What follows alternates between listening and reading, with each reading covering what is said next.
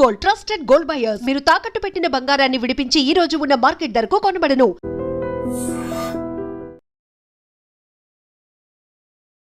Hi hello నమస్తే, welcome back to iTrend media.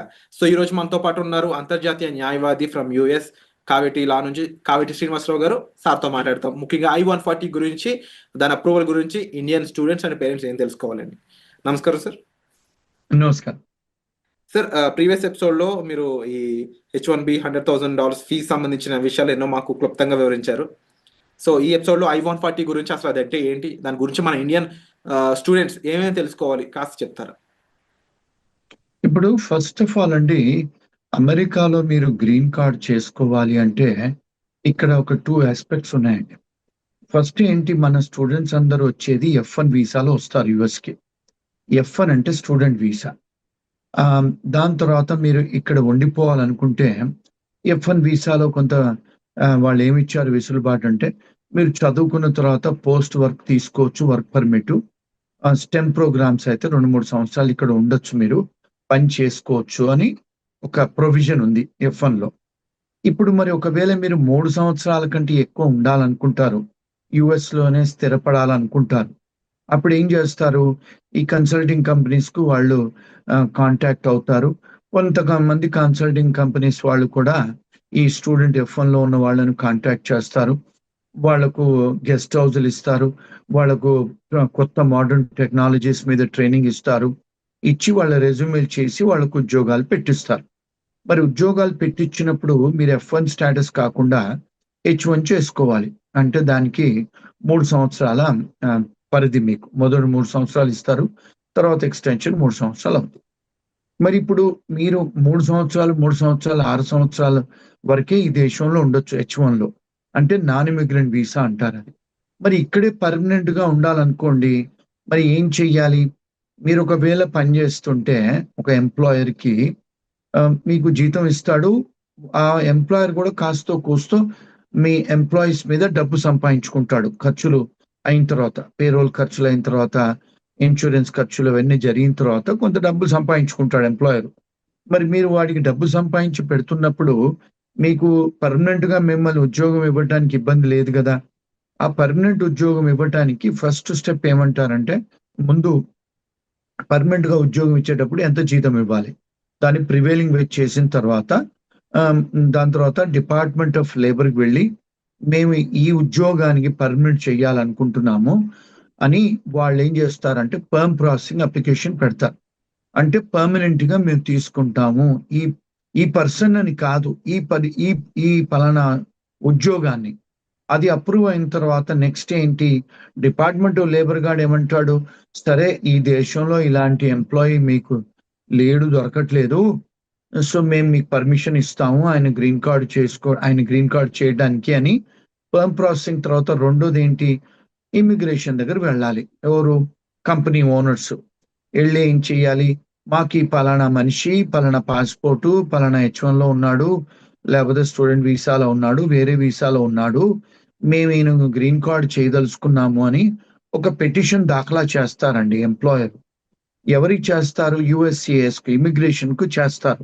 ఆ immigration application పెట్టడాన్ని I-140 అంటారు. Form, అది ఒక ఫామ్ నింపాలి. I-140 అనే ఒక ఫామ్ నింపేసి దానికి సంబంధించిన డాక్యుమెంట్ అన్ని పెట్టి ఇమిగ్రేషన్ కు పంపించాలండి. అది I-140. అయితే దానికి 2 ప్రాసెస్ ఉన్నాయండి. నార్మల్ గా మీరు అప్లికేషన్ పడేస్తే అది ఇమిగ్రేషన్ వాళ్ళు 6 నెలలే కావచ్చు, 2 years కావచ్చు, ఎంత వాళ్ళ టైం అవుద్ది. ఇప్పుడు మనకు ఇండియాలో అంటే ఇది అర్థం చేసుకోవడానికి తాత్కాల్ అనేది మనం తీసుకుంటాం కదా, రైల్వే స్టేషన్కి వెళ్ళి ఎక్స్ట్రా ఫీజులు కట్టి. ఇప్పుడు అట్లాగే పాస్పోర్ట్ కూడా మనం తీసుకోవచ్చు కదా ఎక్స్పెడిటెడ్ గా, డబుల్ ఫీజులు కడితే ఇస్తారు కదా ఫాస్ట్ ట్రాక్ లో. అలాగే ఇక్కడ I-140 కూడా కొన్ని అప్లికేషన్స్ కు వాళ్ళు ఏమన్నారంటే, ఇమిగ్రేషన్ వాళ్ళు, మీరు తాత్కాల్ లాగా ప్రీమియం ప్రాసెసింగ్ పడేసుకోవచ్చు.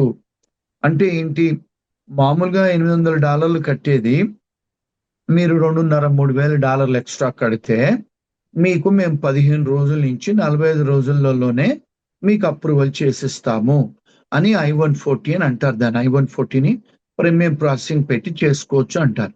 ఇక్కడ ఏంటి మన స్టూడెంట్స్ కి మన పేరెంట్స్ కి ఏమిటి అంటే, ఎవరన్నా H1B లో అమెరికాలో ఉండి వాళ్ళ ఎంప్లాయర్ I-140 అప్రూవ్ అయి ఉంటే ఆ పర్టికులర్ క్యాండిడేట్ కి, ఆ ఎంప్లాయీకి అయి ఉంటే అతన్నే గాని ఆమెనే గాని ఎవరన్నా పెళ్లి చేసుకొని అమెరికాకు వచ్చేది ఉంటే ఆ భార్యకే గాని భర్తకే గాని I-140 అప్రూవల్ ఉంది కనుక మీకు భార్యకే గాని మీ భర్తకే గాని మీకు వర్క్ చేయడానికి మీకు అర్హత ఇస్తాము, వర్క్ ఆథరైజేషన్ ఇస్తాము.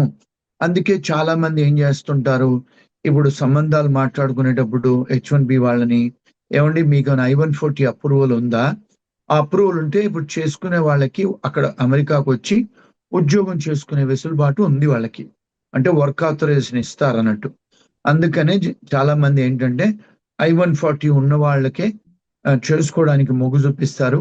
I-140 చేసుకుంటే వాళ్ళకి ఏంటంటే మీరు అడ్జస్టబుల్ ఏలియన్ కింద డెఫినేషన్ లో వస్తారు. అంటే మీరు ఇంకొక 10 ఏళ్ళైనా 20 ఏళ్ళైనా ఎప్పుడైనా మీకు గ్రీన్ కార్డ్ చేసుకునే ఆస్కారాలు ఉంటాయి. అదండి I-140.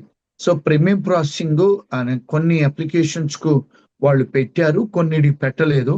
ఇప్పుడు H1 నుంచి మళ్ళీ వాళ్ళు చేస్తున్నారు. కొన్నిసార్లు ఈవెన్ వర్క్ ఆథరైజేషన్, కొంతమంది students applications visa work authorisation కూడా కొన్నిటికి I-140 వచ్చింది, కొన్నిటికి L1 లో వచ్చాయి, కొన్ని P3 వీసాలు, కొన్ని అదర్ కేటగిరీస్ కి వాళ్ళు పెట్టారు, కొన్ని కేటగిరీస్ తీశారు.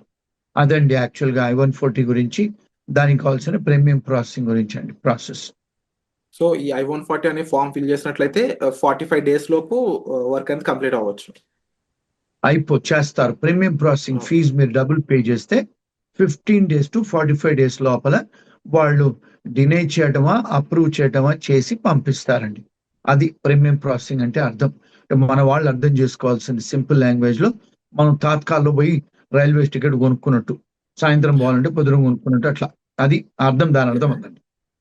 Wonderful sir, and thank you so much sir ఈ ఇన్ఫర్మేషన్ కూడా మాకు ప్రొవైడ్ చేసినందుకు. అండ్ ఒక స్టూడెంట్ ఎవరైతే అక్కడికి వెళ్తారో డెఫినెట్లీ ఇలాంటి బ్రీఫింగ్ ఇన్ఫర్మేషన్ వాళ్ళ దగ్గర ఉన్నట్లయితే వాళ్ళకి చాలా హెల్ప్ఫుల్ అవుతుంది.